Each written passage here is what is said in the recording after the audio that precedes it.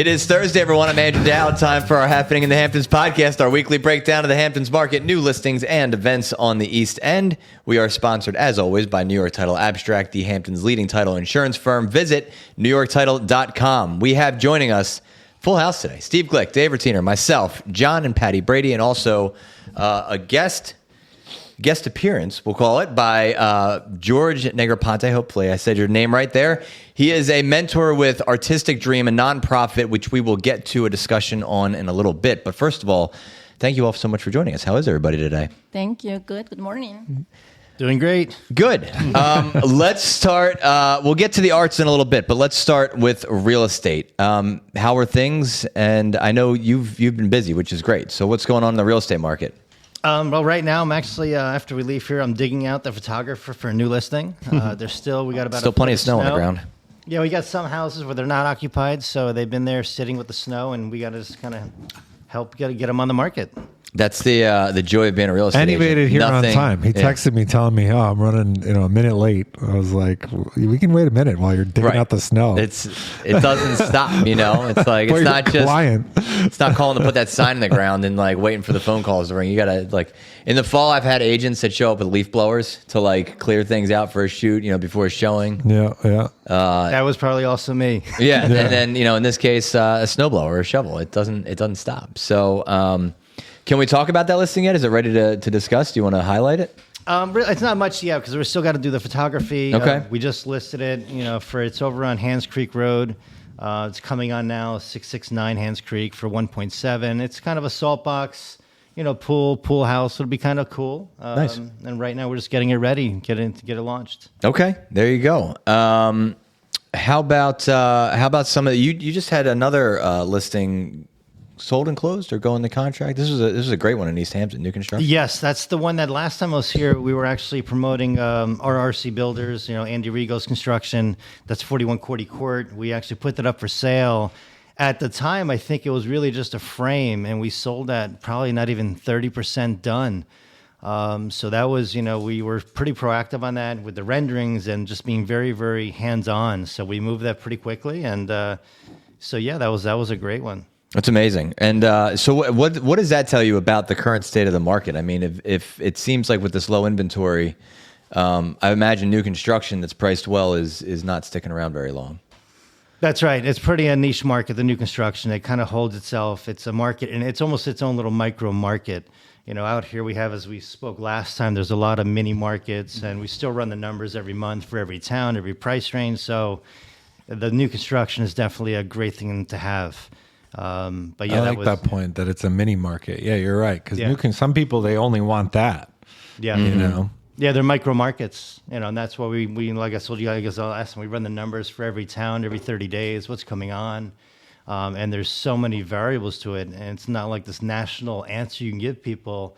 We're not in the Midwest. We don't have, we don't work counties, so it's very small little markets that we have to analyze, and that's... Well, John, what are you seeing out there? I know you're saying you run the numbers. Is there any market you're seeing more inventory coming on than others? As far as inventory coming on, we have the Southampton market, the East Hampton market, that's always been the higher volume markets out here as far as sales every month. Mm-hmm. Typically, the sales were about 30 sales a month. Now, it might be because it's February, that's down to half. Mm-hmm. So both in Southampton and East Hampton, you have about 13 sales a month. Actually, it's funny, they both have 13 sales over the past 30 days. Got it. As far as coming on the market, there's another 70. So there is a bit more inventory coming on. And right now, we're up to about a 15th month supply of inventory. Oh, okay. Wow. So that means if we don't sell another home tomorrow, we have about 15 months before we go back down. We run zero. out. Yeah. Okay. Well, at least that's a little bit of optimism. I mean, it just seems like the inventory just, every time we talk each week, the inventory is such a hot issue, and that's what's keeping the market prices higher. But, it'd be kind of nice to see a little bit more inventory come on the market. Yeah, and again, I mean, starting these to are see these it. February. February's always for us. It's always like the month where you're kind of like, what's going on? Right. Is anybody there? It's like the darkest time in the Can you Hamptons hear is me? February. I'm Shortest stuck on the month, but moon. also the longest month. Yeah, it's weird. Yeah. But then we ramp up towards the spring, and the rentals start coming in. So there's a lot of factors that fuel that, the after February month. Sure. Yeah, they start coming up from down south and coming back to New York, where the weather is more appealing. Hey, the sun's staying up a little longer. Just a little Yeah, bit. look, it's not warm dark at enough. 5 o'clock anymore. I'll take 30 We're kind of degrees. like Yeah, marching it's only- towards. it's a nice balmy 30 degrees today. I couldn't believe 37. I was like, wow, it's like basically spring. It's like I This is didn't even bring great. my jacket to work. And I told Patty the other day when I left the house, I was like, Patty, you're not going to believe it. It's twice as warm as it was yesterday. It's now Twice. 6 degrees. It went from Insane. 3 to 6. Yeah, it's a wild winter. It's wild. Wild winter. Steve, let's get a big picture overview of the market since we're talking about it. Yeah, this past week, 19 listings went into contract, so a little bit lower than last week. 25 last year, a decrease of 24%. 2 years ago, there were 17 listings that went into contract, increase there of 12%. The breakdown of the 19 transactions, one over 20 million, one between 10 and 15 million, three between 5 and 10, four between 3 and 5, four between 2 and 3, four between 1 and 2, and 200 million. Dollar volume was 63 million. Last year was 78 million. Decrease there of 19%. 2 years ago, the dollar volume was 56 million. So an increase of 13%. But the big news this week, 34 new listings came onto the market. Oh, there you go. So that's a big week of new listings coming on as the first week of February came to a close. That increases the inventory by 15 listings. The breakdown of those 34 new listings, there were two over 20 million, one between 15 and 20, one between 10 and 15, eight between 5 and 10, 14 between 3 and 5. Two between 2 and 3, 5 between 1 and 2, and only one listing under $1 million came on the market. Inventory is at 1,569 total listings, 1,232 active, and 337 currently in contract. So, it's active out there, 19 listings, so pretty much like 20 going into contract, which is pretty steady and pretty normal for this time of the year. But 34 new listings, we're starting to see more come on. So we're One under $1 million. One under $1 million. So get it while it's That's hot. the bargain. That's Yeah. crazy. The bulk of it. Look, 14 new listings between 3 and 5 million. That's been That's the kind of sweet the- spot for yeah. new listings coming on. Let's talk a little bit about, you guys wanted to mention some charities that you're involved with. What are they and what do you guys do? I'll start. I'm part of the, we call it the Ancient Order of the Hibernians. It sounds like a cult, but I swear it's not. It's just an Irish group that we put together a parade every year. So we have that coming up on March 21st. We're actually looking for sponsors now. We're getting ready for the floats. So if you guys are interested, we have a website for that. We can always share that later, maybe through the website, or anyone needs more details, they can reach out. So we're ramping up for the parades. It's going to be another great parade, like as it was last year. And then we have grandstand sponsors. We got a whole bunch of different categories of sponsors too. So that's about it. I'm going to pass it off to Patty. Yeah, so I, on top of course of real estate, I always like to help charities. So this year I am a board member of Artistic Dreams. So Artistic Dreams basically helps kids through visual arts to continue motivating them and teach them through art and self-love, art and mindfulness, art and empowerment, art and identity, art and world cultures, art and civic engagement, basically to continue and find a different way of their current lives. So it's amazing to see these little kids. When you go to any of their classes that they teach in public libraries in the city, in schools, and it go from K to 12. Mm-hmm. It's amazing how you see these kids and you say, how is this kid going to do any kind of art? But then they start going into like a really peaceful way, the way they are teaching them, and you see their creations. And it's amazing because we just recently, George and I and John, we attended one of their cocktail events in the city. And when they shared the numbers of kids that they never continue school, that they dropped at 6th grade, and now some of those kids are already in college, it's amazing. One of them already graduated as an attorney, which is amazing. So The program is working. We're going to share the link of Artistic Dreams on the website on hamptons.com so people can see what it is. Basically, what they're looking for is for more people who want to learn about them, help in any way they can. And it's a great thing that Lilian Alonso, the founder, is doing. And Lilian actually worked with George already when you were at the Soho, the president of the Soho. I've been involved with nonprofits for 50 years. And I think that I've been on the board of perhaps 10 different nonprofits. So I've always loved that idea that this is supporting a kind of community building and really artistic sort of excellence. And so that's my commitment to the nonprofits, and now one that I love, which is Artistic Dreams. And I'm helping with the fundraising. And I think it's a very dynamic program, and it's really set at this moment to expand and really make a move. Another thing I wanted to mention is in all my years in the nonprofit world, I have never seen an executive director sing opera at the end amazing. of a meeting. Wow. So that alone, I think, makes this one of the most distinctive nonprofits. Oh, by the way, and Lillian is also the founder. Yes. So, How can people get involved with this if they want to help expand the arts and bring that to kids? Well, we're going to leave it's Artistic Dreams International. We're going to leave the website on the Hamptons.com, and people can just email. I have the email, actually, that is info@artisticdreams.org. People can ask for information, but we're going to post the website so people can actually see what they are doing. Mm-hmm. And on May 21st, they are going to have an exhibit of these kids' art at Columbia University in New York City. So it's always something really good. I always say, like, it's great to when you're working every day, but you always need to feel your soul. And these are the things that fill my soul. You have to have a balance in your life. So this is what we do, because you cannot just be focused on one thing. You have to feel every part of your life, and this is one that actually fills my heart.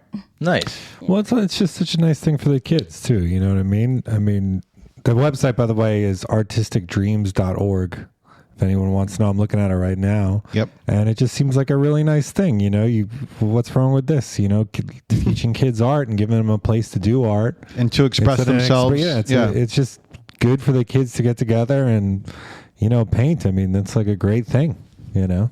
I actually think there's a greater significance, and I think there's tremendous amount of study at this point on the cognitive dimensions of it's good for your brain, visual thinking. And if you really think about our present moment, you might think that the amount of photographs being taken digitally in the world is impossible to understand. It's in the billions. Mm-hmm. Yeah. Trillions, probably. And so I'd like to just sort of suggest that the visual aspect of all of this has really become popular, more than popular, explosive. Yeah, and the other anything that gets the kid off the phone, right? Anything that gets them away from the screens, it's music or art or sports or just literally anything other than the screen. Well, there's another even more important aspect to all of this, and that's that arts education in New York really has basically been eliminated. And so these different organizations are filling in, and I think it's critical.